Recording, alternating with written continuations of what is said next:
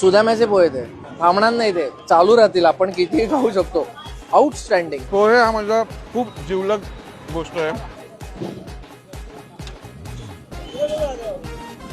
नीट चव नाही कळलं, चवण्याकडे जास्त खायचंय. अजून चव नाही कळतं. थांब जरा.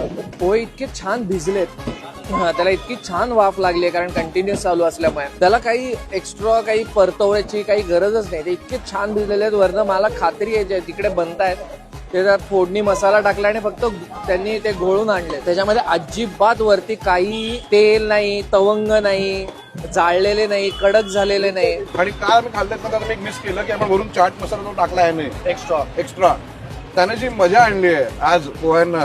मेजर फ्लेवर आहे. मिरच्या एकदम मिनिमल आहेत, जेवढ्या लागतील तेवढ्या आहेत. Is very healthy. आणि सकाळी सकाळी जर मला असं कोण देत असेल पोह्यावर टाकून, मी आपण पोह्यावरती शेव आणि हे तर टाकतोच, पण मूग मटकी आणि चणे कोण टाकतोय तर धमाले भाई. पण सकाळी सकाळी कोणाला हवे मोगलाल न्यूट्रिशन?